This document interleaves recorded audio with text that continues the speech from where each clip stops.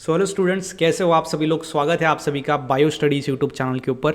और आज के इस वीडियो में हम देखेंगे लास्ट 30 डेज स्ट्रैटेजी। अब दिसंबर महीना आ चुका है, दिसंबर से अब फरवरी महीने तक जाना है सर, फरवरी में एग्ज़ाम है। तो लास्ट 30 डेज मतलब जनवरी महीना हमारे पास है सर, और लास्ट 30 दिन में हम क्या करें सर। अब तक कुछ नहीं पढ़ा, समझ में आ रहा है, अब तक कुछ नहीं पढ़ा। तो मैं इस वीडियो में आपको बताने वाला हूँ वो चीज़ जो आपको कोई नहीं बताएगा, और इम्पोर्टेंट वीडियो आपके लिए होने वाला है। चलो अब सर हमारे पास ना 30 दिन है sir, 30 days to go board exam sir. 30 दिन अभी सिर्फ हमसे दूर है, या फिर जिससे कम ज़्यादा थोड़ा हो सकता है। तो सर कैसे पढ़ाई करें वो समझ में नहीं आ रहा है। तो मैं आपको बताना चाहूँगा, सबसे पहली चीज़ रिलैक्स हो जाइए। क्या होना है, रिलैक्स। क्योंकि हड़बड़ अगर आप करोगे तो आपको पता है कि आपका अगर 100% 100% अगर सिलेबस है तो 100 में से आपने 30-40% तो ऑलरेडी कवर कर दिया है, लेकिन आपको वो कॉन्फिडेंस नहीं है कि क्या सच में मैंने ये सिलेबस कवर किया है, क्या सच में मेरा ये चैप्टर करके हुआ है। वो कॉन्फिडेंस नहीं है। अब वो क्यों नहीं है उसके बारे में हम डिस्कस करेंगे, ठीक है, डोंट वरी। तो सबसे पहले तो रिलैक्स रहना है, रिलैक्स, ज़्यादा टेंशन मत लो। बोर्ड एग्ज़ाम आपके फ्यूचर के लिए इंपॉर्टेंट होती है, लेकिन इसमें अगर स्कोर नहीं आया तो आपका फ्यूचर, आप लाइफ में आगे कुछ नहीं कर पाओगे, ऐसा बिल्कुल नहीं होता है, ठीक है ना। तो बी रिलैक्स, ज़्यादा सोचो मत, ज़्यादा थिंक मत करो, थोड़ा आप स्लो डाउन करो, प्रोसेस को स्लो डाउन करो। समझ में आ रहा है, यस सर। सो ज़्यादा आप रिलैक्स रहने की प्रयास करो, ज़्यादा रिलैक्स रहो, मेडिटेशन करना शुरू कर दो। दूसरी चीज़, आपने जो ये 40% हम बोलेंगे, 30 से 40%, किसका ज़्यादा होगा, 50% भी होगा किसका, जो आपने पढ़ा है ना उसको रिवाइज़ करना पड़ेगा। उसको रिवाइज़ करने की बहुत आवश्यकता है, क्योंकि आपने उसको रिवाइज ही नहीं किया, इसलिए आपको लगता है कि हमने पढ़ा या फिर नहीं पढ़ा। जब आपने कोचिंग क्लास लिया, जब आपने रिकॉर्डेड वीडियोस देखे, लाइव लेक्चर्स करे ऑनलाइन में या फिर ऑफलाइन में, तो आपको तब समझ में आया, आपने उसको रिवाइज भी किया, लेकिन कुछ दिन के बाद आप उसको भूल गए, क्योंकि रिवीजन प्रॉपर नहीं हुआ। रिवीजन के बाद राइटिंग प्रैक्टिस, तो रिवीजन पहले करना है आपको बहुत, मतलब जो 50 आपके पास है, जो आपने किया है, उसको रिवाइज करो। वो अगर सामने ही बोलोगे कि मेरा 100% कंप्लीट ही नहीं हुआ सिलेबस, कैसे कंप्लीट होगा भाई। जो आपने किया है उसको रिवाइज करो, जो आपके पास नहीं है उसके बारे में क्यों सोच रहे हो। अब मेरा कंप्लीट कब होगा, कंप्लीट करने से कोई फ़ायदा नहीं है। इधर आपके माइंड में वो होना चाहिए, इधर स्टोर होना ज़रूरी है। तो पहले जो किया है उसका रिवीजन करना शुरू कर दो, रिवीजन बहुत इंपॉर्टेंट है आपके लिए। उसके बाद आपको करना है राइटिंग प्रैक्टिस, क्योंकि आपको पता है 10 बार आप जब किसी चीज़ को पढ़ते हो, एक बार लिखते हो, तो वो दोनों इक्विवेलेंट कहा जाता है। तो इसलिए राइटिंग प्रैक्टिस बहुत इंपॉर्टेंट है। और राइटिंग प्रैक्टिस स्टूडेंट्स क्यों नहीं करते, जैसे वो कोई क्वेश्चंस का आंसर लिखने बैठते हैं, उनको लगता है कि यार सर इसमें तो बहुत ज़्यादा टाइम जा रहा है। टाइम जाएगा, शुरुआत में ऐसा ही लगेगा कि बहुत टाइम जा रहा है, लेकिन बाद में उसका बहुत फ़ायदा आपको होने वाला है। तो राइटिंग प्रैक्टिस बहुत बहुत ज़रूरी है। मैं आपको बोलना चाहूँगा, ये आपको करनी ही करनी है अगर आपको स्कोर अच्छा करना है तो। समझ में आया, यस सर। तो पहला टॉपिक बी रिलैक्स, दूसरा है रिवीजन करनी है, तीसरा है आपको राइटिंग प्रैक्टिस करनी है।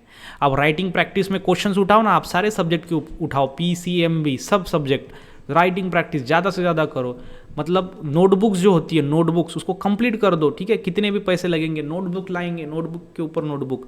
जब आप एग्ज़ाम देने जाओगे ना और साइड में ऐसे नोटबुक रखे हुए होंगे, प्रैक्टिस किए हुए, आप बोलोगे एग्ज़ाम क्या, कुछ भी अगर आए सामने, कौन सा भी पेपर आओ, कैसे भी क्वेश्चन आए, सॉल्व कर दूंगा।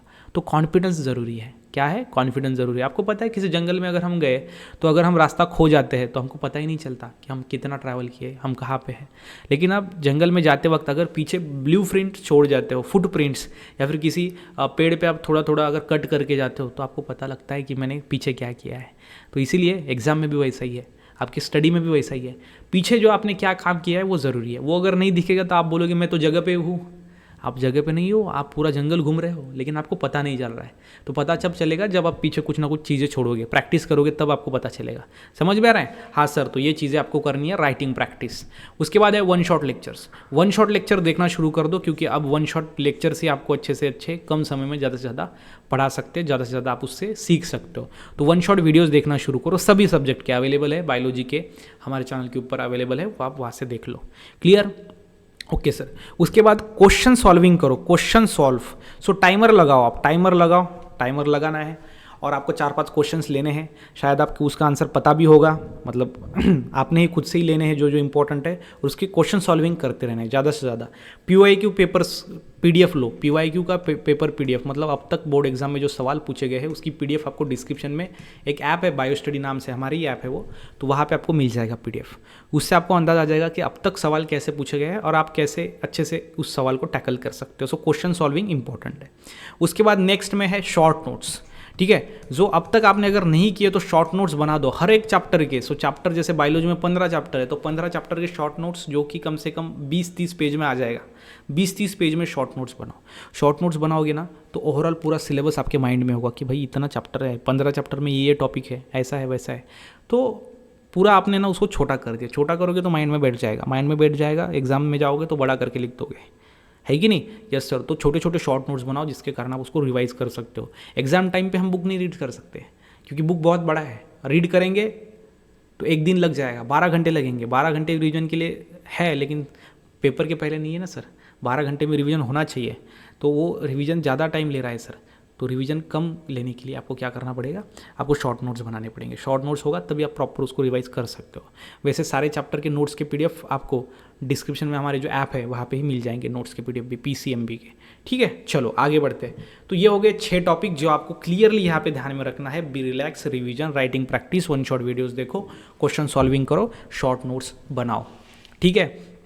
अब इससे होकर हर एक चैप्टर के ऊपर अब अलग अलग स्ट्रैटेजीज होंगी, ठीक है। इसको छोड़कर अलग अलग सब्जेक्ट की अलग अलग स्ट्रैटेजी होंगी। मैं आपको बायोलॉजी की बता रहा हूँ, उसी प्रकार से जो बायोलॉजी में मैं बता रहा हूँ आपको, वही आपको फिजिक्स केमिस्ट्री में अप्लाई करनी है बस, ठीक है। जो मैं आपको बायोलॉजी में स्ट्रैटेजी बताऊँगा वही स्ट्रैटेजी आपको फिजिक्स केमिस्ट्री और मैथमेटिक्स में अप्लाई करनी है। हो गया आपका शेड्यूल तैयार, हो गया आपका प्लान तैयार। तो बायो की क्या होगी वो मैं बता देता हूँ, ध्यान से सुनिए। उसके बाद केमिस्ट्री और फिजिक्स में आप उसको अप्लाई कर देना, है कि नहीं। मैथ के अंदर भी सिमिलरली। चलो सर, सही है। देखो बायोलॉजी में आपको क्या करना है, मोस्ट इंपॉर्टेंट चैप्टर्स देखो जिसका वेटेज ज़्यादा है, तो वो हार्ड रहेंगे तो भी चलेगा, लेकिन उसका वेटेज ज़्यादा होना चाहिए। वेटेज बायोलॉजी में देखो चैप्टर 1, चैप्टर 2, चैप्टर 3 जो CET के दृष्टिकोण से भी बहुत इंपॉर्टेंट है। उसके बाद चैप्टर 4, तो मैं यहाँ पे लिख देता हूँ, क्या लिखूँगा, चैप्टर 4 भी लिखूँगा। चलो चैप्टर 4 भी आ गया सर। उसके बाद चैप्टर 8, उसके बाद चैप्टर 9। बस ये 6 चैप्टर भी अगर आपने कर दिए ना, 6 चैप्टर्स, अगर हर एक लाइन टू लाइन क्वेश्चंस, हर एक कंसेप्ट अगर आपने ये 6 चैप्टर के कर दिए तो आप 100 में से 80 मार्क्स ला सकते हो। कितने? 80 मार्क्स 100 में से। प्रैक्टिकल के ऐड कर दिए इसमें, ठीक है। प्रैक्टिकल अगर माइनस करेंगे तो 50 मार्क्स, तो 6 चैप्टर करके 50 मार्क्स, उसमें जाएंगे 30 आपके प्रैक्टिकल के, टोटल हो जाएंगे 80 आउट ऑफ 100, ठीक है ना। हाँ सर, तो ये आपको ध्यान में रखना है about the concept and planning. तो ये प्लानिंग है, मोस्ट इंपॉर्टेंट चैप्टर्स। बायो में टोटल चैप्टर्स कितने हैं सर? टोटल सर 15 है, और किए कितने हमने? सिर्फ 6 किए सर। तो हो गया ना आधा काम। तो मार्क्स भी आधे मिलने चाहिए। मार्क्स भी तो सर 100 में से फिर 85 मिलने चाहिए। नहीं, मार्क्स नहीं मिलेंगे आधे, मार्क्स तो 80 मिलेंगे।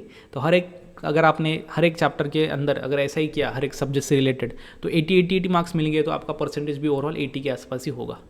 समझ रहे हो की बात? Yes sir. एंड पूरे चैप्टर आपको पढ़ने भी नहीं है। अब बायो में 15 है, फिजिक्स में 16 है, केमिस्ट्री में भी 16 है, मैथ में आपका जो है 16, 17, 18 होंगे दोनों पार्ट में मिला के, पार्ट 1 पार्ट 2, है कि नहीं, वो आपको पता होगा अच्छे से। तो उसमें IMP कौन सा है, ज़्यादा वेटेज देने वाले कौन से हम और में कट कर सकते हैं, किसके ऊपर थ्योरेटिकल क्वेश्चंस आते हैं, वो आपको करना पड़ेगा। फिजिक्स में आप क्या करो, न्यूमेरिकल के ऊपर फोकस करो, ज़्यादा से ज़्यादा क्वेश्चंस न्यूमेरिकल्स के ऊपर आ जाता है। थ्योरी आपको इधर उधर से कुछ भी आप लिख सकते हो, आपको कंसेप्ट थोड़ा बहुत तो पता ही होता है ना, कुछ ना कुछ तो आपने पढ़ा ही है 12th में। ऐसा कुछ भी नहीं पढ़ा नहीं सर, कुछ तो पढ़ा है। न्यूमेरिकल में ज़्यादा फोकस करो। केमिस्ट्री के अंदर जो रिएक्शंस होती है उसमें ज़्यादा फोकस करो।